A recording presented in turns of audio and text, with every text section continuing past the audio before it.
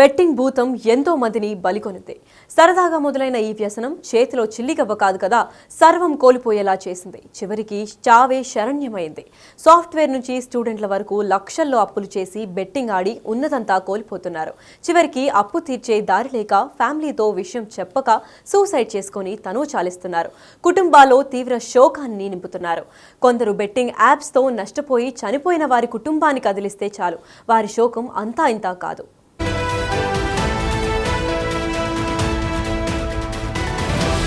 వరంగల్ జిల్లా ధర్మసాగర్ మండలంలో మలక్పల్లి గ్రామంలో రామకృష్ణారెడ్డి బెట్టింగ్ యాప్స్తో దాదాపు 14 లక్షలు కోల్పోయాడు. అంతకుముందు వివిధ పనులు చేస్తూ జీవనోపాధి పొందాడు.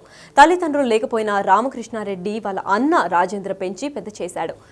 ఓ రోజు రామకృష్ణారెడ్డికి అతడి ఫ్రెండ్ పరిచయం చేసిన బెట్టింగ్ యాప్ అతడి కుటుంబాన్ని బజారున పడేలా చేసింది. ఇల్లుతో సహా అమ్మి అప్పులు కట్టాల్సి వచ్చింది. తల్లిదండ్రులు లేకున్నా తాను కష్టపడి పెంచానని, బెట్టింగ్ భూతం వల్ల తామందరం బజారున పడ్డామని రామకృష్ణారెడ్డి అన్న రాజేందర్ విలపించిన తీరు కలిచివేస్తోంది. బెట్టింగ్ భూతం ఎన్నో కుటుంబాలను రోడ్డున పడేస్తోంది. సోషల్ మీడియా ప్రమోషన్లు, ఫ్రెండ్స్ ద్వారా పరిచయమైన బెట్టింగ్, ఆన్లైన్ ద్వారా ఆటలాడి లక్షలు పోగొట్టుకుని తనువు చాలిస్తున్న వారి సంఖ్య రోజు రోజుకు పెరిగిపోతుంది.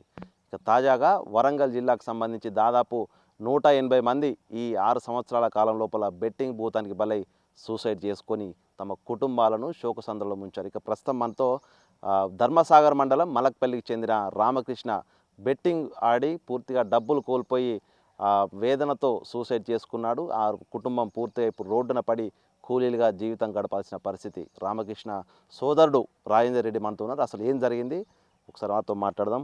అసలు ఏంది రామకృష్ణ, అసలు బెట్టింగ్ ఎట్లా అలవాటైంది, అసలు ఏం జరిగింది? హన్మకొండ ఉండే సార్ ఆయన హన్మకొండ ఉండేసరికి అక్కడికి వేయండు. అక్కడ కిరాయి తీసుకొని ఉంటున్నాడు. అన్న నాకు పైసలు ఇబ్బంది ఉన్నదంటే నేను ఇల్లు రిజిస్ట్రేషన్ చేయించిన, అది తీసుకున్నాడు. లోన్ వచ్చింది, బెట్టింగ్ యాప్ ఆడిండు. మొత్తం అలా ఉన్న డబ్బులు పోయినాయి. కథ తెల్లారే 10 రోజులకు లోన్ పడ్డది. రేపు లేలు నీకు డబ్బులు ఇస్తాను, నీకు కొన్ని ఇబ్బంది ఉన్నాయి కడతా అంటే ఉన్న ఇల్లు కూడా తాకడ పెట్టి ఇచ్చేసిన. ఉన్న అమౌంట్ కూడా మొత్తం మేరే. అది 3 రోజుల వరకు చనిపోయాడు.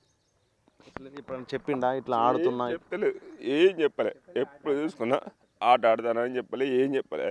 ఏంద్రా ఊరికే ఫోన్ ఏం టెన్షన్ రా అంటే ఏమైనా ఫ్రెండ్స్ చేస్తాను అని అన్నాడు. లాస్ట్ మూమెంట్లో కథ తెల్లారి మెసేజ్ పెట్టి నేను చచ్చిపోతానంటే మేమందరం పరిచయం అవుతాను. ఏమైందిరా అంటే ఏం లేదు, చనిపోతాను. ఆ కథ ఉన్న డబ్బులు పోయినాయి, ఉన్న ఇల్లు పోయినాయి, భయపడి కిరాయి బతాను, ఇక కూలీనాలు చేసుకొని బతాను సార్ నేను. అసలు ఎట్లా అలవాటు అయింది దానికి? ఎట్లా అలవాటు అయింది? వాడు ఎవడో ఫ్రెండ్ అట, ఫ్రెండ్ వల్ల వాడు ఎవడు నాగేష్ అంటాడు ఫ్రెండ్స్ అట, వాడట వానికి నేర్పిండట.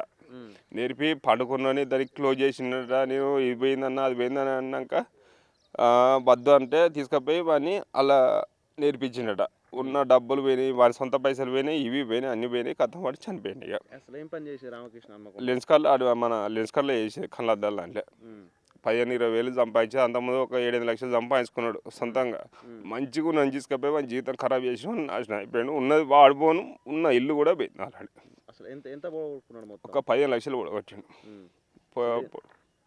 15 లక్షలు మొత్తం పోయినాయి. ఉన్న వాడు పోయిండు, ఇల్లు పోయింది.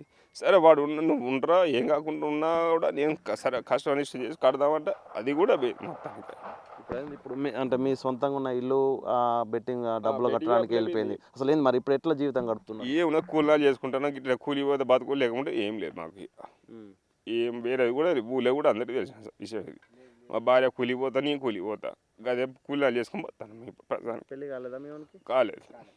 మీ పేరెంట్స్ వాళ్ళు చనిపోయారు, ముందే చనిపోయారు. నేనే చదివిన ఇన్ని రోజులు, వాడు చనిపోయాడు. మీ దగ్గర పెరిగి ప్రయోజకుడు అవుతాడు అనుకుంటే ఈ బెట్టింగ్ యాప్ టైంలోనే కథ బెట్టింగ్ యాప్లో పడ్డాడు. వాడు సూసైడ్ చేసుకున్నాడు. ప్లస్ మమ్మల్ని కూడా సావనీకి చేయించిండు. ఆయన కూడా ఏదో ధైర్యంగా మన పిల్లలు ఇద్దరు అని చెప్పేసి ఇట్లా పునాది చేసుకుంటూ బతుకుతున్నాం. అమ్మేసి కట్టేసినాయి కదా డబ్బులు చచ్చుకుంటా. ఇప్పుడు సొంత ఇల్లు కూడా లేదు, ఏం లేదు మాకు, గుంట జాగ కూడా లేదు, వ్యవసాయ భూములు కూడా ఏం లేదు మాకు. కూలినా చేసుకుని బతుకోవడం. అసలు ఈ బెట్టింగ్ యాప్కి సంబంధించి ఎన్నడూ మీ దృష్టికి రాలేదు? ఇప్పుడైనా మీ చుట్టుపక్కల బెట్టింగ్ యాప్లు ఆడేటోళ్ళు వాళ్ళకి అనిపిస్తున్నారు, అసలు ఏం చెప్తారు వాళ్ళకి? ఏం ఒకటి చెప్తారు, మీరు దయచేసి ఈ బెట్టింగ్ యాప్లలో పోకండి. సెల్లులు వాడుకునేంతసేపు వాడుకోవాలి, కానీ ఈ బెట్టింగ్ యాప్లో పోయి కన్న తల్లిదండ్రులను పోయినా కూడా అన్న వాళ్ళు ఇట్లా ఉన్నా కూడా వాళ్ళని జాగ్రత్తగా చూసుకోవాలి. ఎందుకంటే మిమ్మల్ని కానీ పెంచిన తల్లిదండ్రులు పోయినా కూడా సాధిన వాళ్ళు ఉన్నారు, వాళ్ళని చూసుకోవాలి తప్ప కానీ ఎవ్వరు మాత్రం ఇబ్బంది పెట్టకండి. దయచేసి అందరికి విజ్ఞప్తి చేస్తున్నా, ఈ బెట్టింగ్ యాప్లు మానుకోండి. ఫస్ట్ ఎవరన్నా వీళ్ళ ఫ్రెండ్స్ ఎవరన్నా ఈ దందాలో ఉండి చనిపోయిన వాళ్ళు ఉన్నారా? ఈయన మావాడే ఫస్ట్, ఇక ఇవ్వలేరు ఇక అలా. అంతేనా? చూసాము, ఇది రామకృష్ణ బెట్టింగ్ యాప్కు భూతానికి బలై ప్రస్తుతం ఆ కుటుంబాన్ని తను చిన్నప్పటి నుంచి కూడా తల్లిదండ్రి లేకున్నా అల్లారు ముద్దుగా పెంచి ప్రయోజవుతాడు అదైతే అనుకొని కుటుంబాన్ని సాగుతాడు అనుకుంటే పూర్తిగా అప్పుల్లో కూరుకుపోయి బెట్టింగ్ యాప్ కారణంగా కూడా సూసైడ్ చేసుకోవడమే కాదు, తన అన్న కష్టార్జితమైనటువంటి ఇల్లును కూడా అమ్ముకోవాల్సిన పరిస్థితి. ఇప్పుడు అప్పులు తీర్చడానికే ఇల్లు అమ్ముకొని రోడ్డున పడ్డ పరిస్థితి. ఇద్దరు కూడా ఇప్పుడు కూలీనాలు చేసుకుంటూ బతుకిల్లలు తీస్తూ కూడా బ్రతుకుపై కూడా పూర్తిగా ఎలా బతకాలంటూ కూడా అగమ్య గోచర పరిస్థితి. అంటే మొత్తంగా బెట్టింగ్ భూతము ఏ విధంగా కుటుంబాలను ఆగం చేస్తుందనేది రామకృష్ణ సూసైడ్ అనేది ఒక ఉదాహరణ. అయితే బెట్టింగ్ భూతానికి బలై సూసైడ్ చేసుకునే వ్యక్తులు పక్కన ఉంచితే వాళ్ళ కుటుంబాలు ఎంత చిత్రవద అనుభవిస్తున్నాయో మనం రాజేందరే ఒక ప్రత్యేక ఉదాహరణ అని చెప్పుకోవచ్చు. అటు వ్యవసాయ భూమి లేక, అటు ఉండడానికి ఇల్లు లేక కిరాయికు ఉంటూ ఆ కూలి నాలి చేసుకుంటూ కూడా బ్రతుకు వెళ్ళదీస్తూ ఆ అప్పుల భారాన్ని మోస్తున్నటువంటి ఈ యొక్క జీవితాలను చూస్తుంటే కడుపు తరుక్కుపోతుంది. ఇప్పటికైనా కూడా బెట్టింగ్ భూతానికి ఎవరు బలి కావద్దు, దానికి ఎవరు అలవాటు కావద్దంటూ కూడా దీనంగా వేడుకుంటున్న పరిస్థితి రాజేంద్ర నగర్ నుంచి చూస్తున్నాం. సో మొత్తానికి ఈ బెట్టింగ్ భూతాన్ని పూర్తిగా రాష్ట్రం నుంచి తరిమి కొడితేనే యువత జీవితాలు, ఎన్నో కుటుంబాలు కూడా బాగుపడతాయనేటువంటి ఒక వర్చన అయితే వినిపిస్తూ ఉంది. వీడియో జర్నలిస్ట్ సంతోష్తో వేణు బిగ్ టీవీ వరంగల్.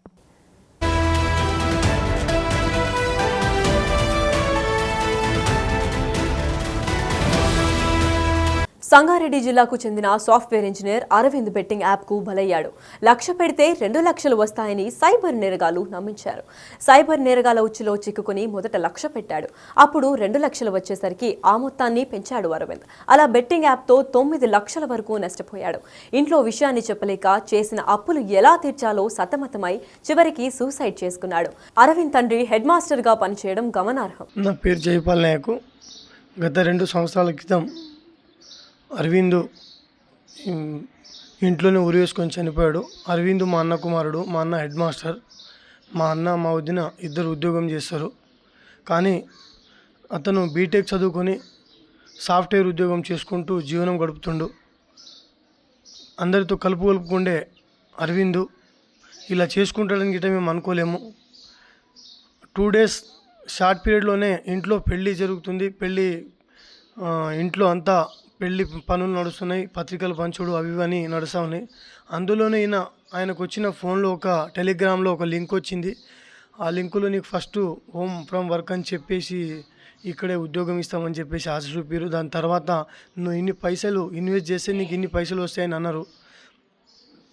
ఆయన దానికి లోనై ఆ ఫేక్ యాప్కు ఇదై తెలుసుకోలేక ఎమోషనల్లో ఏం చేసిందంటే నిజంగానే పైసలు వస్తాయేమో అని చెప్పేసి ఆశపడి ఆయన దగ్గర ఉన్న డబ్బులు, ఆయన అకౌంట్లో ఉన్న 50 to 1 lakh ఉన్న డబ్బులు ఇన్వెస్ట్ చేసి దాని తర్వాత ఆయనకు వచ్చినాయి. దాని తర్వాత గిట్ట పెద్ద మొత్తంలో నీకు 10 లక్షలు పెడితే 20 లక్షలు వస్తాయి అట్లా అని ఆశ చూపిరి.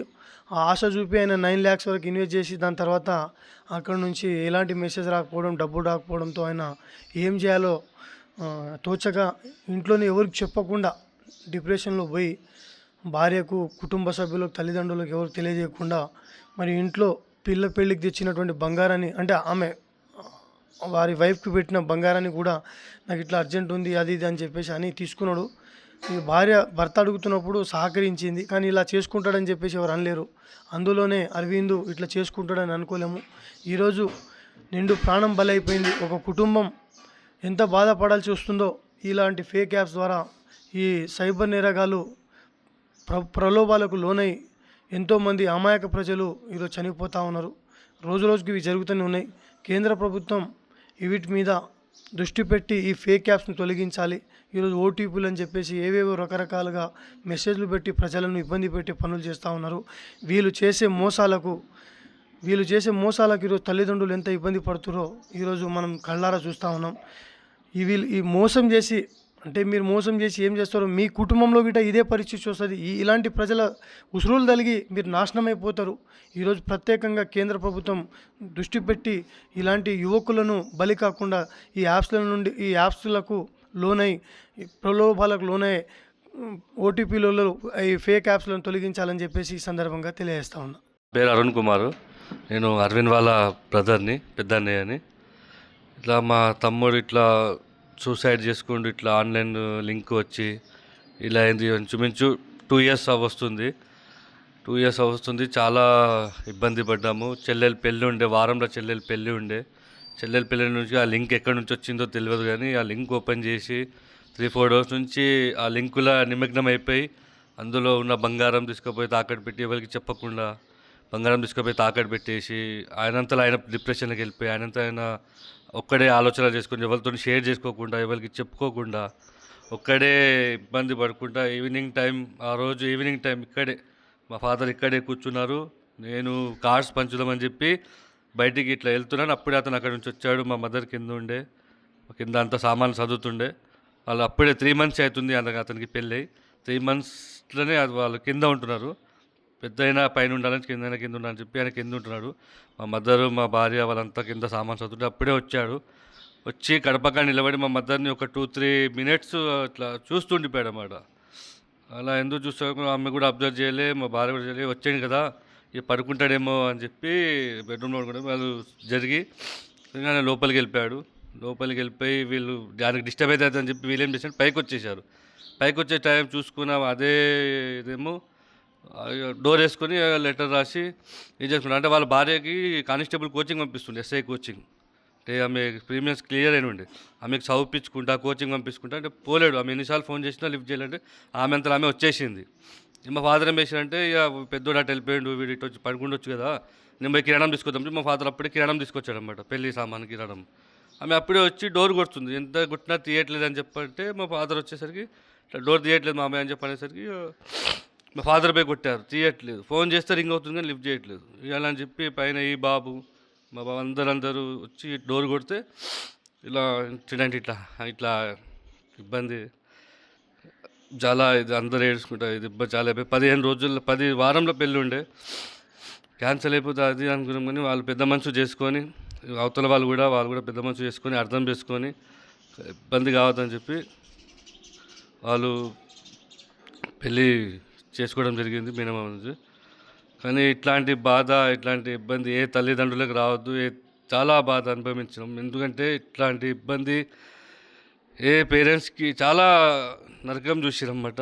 పెళ్ళి ఇటు చెల్లెలు పెళ్ళి కూతురు పెళ్ళి కాలు గడగలేకపోయారు, ఇటు కొడుకు ఇది చాలా ఇబ్బంది పడ్డారు.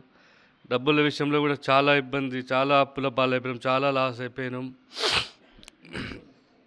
చాలా ఇబ్బంది. ఇలాంటి దుర్ఘటన ఏ బిడ్డకి రావద్దు, ఏ తల్లిదండ్రులకు రావద్దు.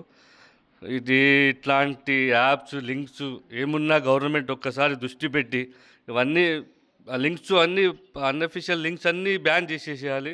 ఎందుకంటే యువకులు చిన్న బీటెక్ చదువుకొని జాబుల కోసం దానికోసం జాబులు లేక డిప్రెషన్లోకి పోయి ఇట్లాంటి లింకులు వచ్చేసరికి వాటి వల్ల ఏమైనా బెనిఫిట్ అవుతామో, ఫ్యామిలీకి ఏమైనా హెల్ప్ అవుతామేమో, మనకు కూడా సొసైటీలో 2 రూపాయలు వస్తే మనం కూడా తిరుగుతామేమో అనే ఆలోచనలో ఆ లింకులు ఓపెన్ చేసి అందులో నిమగ్నమై ఇంత డబ్బు పెడితే ఇంత అమౌంట్ వస్తాయి, ఇంత పెడితే అని చెప్పి పిల్లలు ఎవరికి చెప్పకుండా బంగారం పెట్టేసి డబ్బంతా పాడు చేసి తర్వాత మోసపోయామని తెలిసి ఇట్లా సూసైడ్ చేసుకొని వాళ్ళు హ్యాపీగా ఉండే వాళ్ళ వెనక ఉన్న వాళ్ళ పేరెంట్స్కి వాళ్ళ ఫ్యామిలీకి ఎంత నరకం ఎంత బాధ అనేది అనుభవించిన వాళ్ళకి తెలుస్తుంది. అట్లాంటి బాధ యువకులు కూడా పెట్టొద్దు. అయితే 10 లక్షలు 12 లక్షలు 20 లక్షలు తల్లిదండ్రులకు చెప్పండి, అన్నదమ్ములకు చెప్పుకోండి, ఫ్రెండ్స్కి చెప్పుకోండి. మీ బాధ ఒక నలుగురికి షేర్ చేసుకుంటేనే వాళ్ళు ఏదో ఒక సాయం దొరుకుతుంది మనకి. ఈ 90 డేస్లో 20 లక్షలు కూడా ఒక మ్యాటర్ కాదు. ఒక ఎకరంతమో ఒక అర్ధ ఎకరంతమో ఉన్నాయి, రేట్లు ఉన్నాయి, భూములు అమ్ముకోవచ్చు, మళ్ళీ బతుకోవచ్చు. మన ఫ్యామిలీ కోసము మన ఉన్నోళ్ళ కోసం బతకాలి, మంచిగా చేసుకోవాలి, అందరూ బాగుండాలి అని చెప్పి గవర్నమెంట్ కూడా దీని మీద దృష్టి, స్పెషల్గా గవర్నమెంట్ దీని మీద జాగ్రత్త. ఎందుకంటే మెయిన్ యువకులే, మన ఫ్యూచర్ యువకులే. కాబట్టి యువకులే ఇట్లాంటి యాప్లలో పోయి ఇట్లాంటి ఉద్యోగాల కల్పన లేక, ఉద్యోగ అవకాశాలు లేక, ఇట్లాంటి లింకులకు తొందరగా డబ్బులు వస్తాయని చెప్పి ఆశపడి యువకులు, బీటెక్ చేసే యువకులు వింటారు, వాళ్ళు చాలా పాడవుతుంది. గవర్నమెంట్ కూడా దీని మీద చర్చ తీసుకొని ఏదైనా ఉద్యోగ అవకాశాలు ఏమన్నా హెల్ప్ చేయాలని కోరుకుంటున్నాను.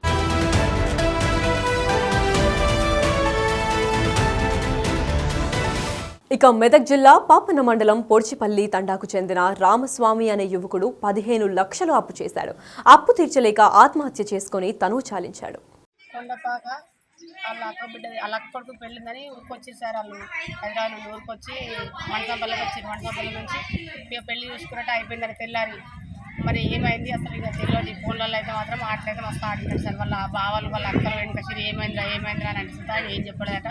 ఏడ్చుకుంటా అయితే సపరేట్ కొండపాక వచ్చినట్టు సార్. కొండపాక వచ్చినాక ఎవరికి ఏం చెప్పలేదట. ఆయన ఏమైందిరా అని బాధ కొద్ది ఉన్నాడంట కానీ ఏం చెప్పక కొండపాక వచ్చి డైరెక్ట్ ఇంట్లోకి వచ్చి బండి అక్కడ పెట్టి చూసినాం మేము. కానీ కాకపోతే ఎందుకు వచ్చిందో మేము అనుకున్నాం. కానీ ఆ రోజు వేరే వాడిని అనిపోతే ఆ సాగు అక్కడ మేమున్నాం. ఏంది రంజా మీకు ఒక్కరు వచ్చినాక పిల్లలు ఏంటంటే ఆయన అక్కలు ఇంట్లో ఉన్నారని చెప్పిండట వాళ్ళ దోస్తులకు. కథ ఇంట్లోకి వచ్చిండు. ఆయన అది చేసుకునేదాకా మాకు తెలుస్తాం.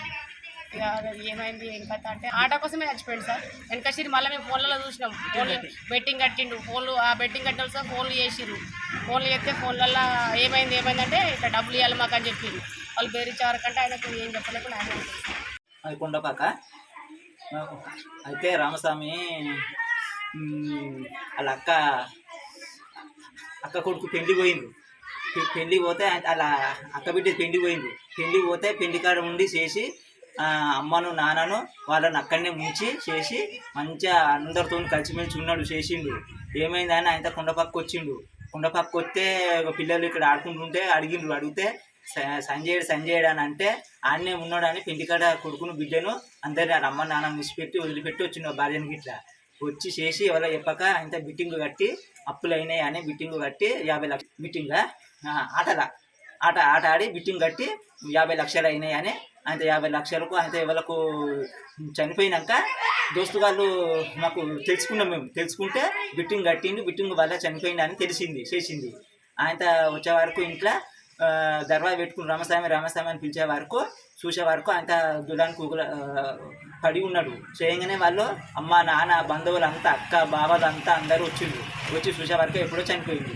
ఎందుకోసం అని అంటే బిట్టింగ్ కట్టిండు. బిట్టింగ్లో గెలవలే. ఆయన పరిస్థితి ఏందని ఆయన ఊరేసుకుని చనిపోయింది. నాది కొండపాక అండి. 2 పిల్లలు నా కొడుకు హైదరాబాద్ పని చేసిండు. ఆయన దగ్గరికి వచ్చి హైదరాబాద్ పని చేసి నా పెద్ద బిడ్డ కొడుకుల గురించి వచ్చినాం. అడికి వచ్చి నా గొడవ తెల్లాలి అడికి వచ్చి ఇట్లా చేస్తుంది. ఆట ఆడింది చెప్పాలి చెప్పాలి పిల్లలు చెప్పాలి మాకు చెప్పాలి ఎవ్వరు చెప్పకుండా వచ్చి ఇంటికాడ పని చేసుకుంటాం. ఎంత చేసిందో తెలియదు. మాకు చెప్పలే ఎన్నడూ మాకు తెలియదు.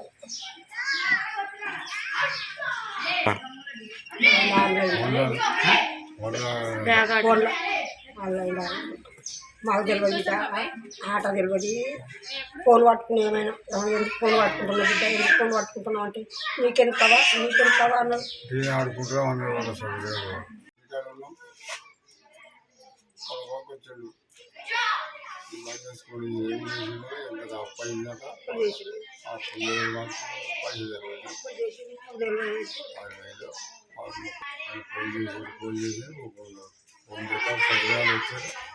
అన్ని సరి చేసారు.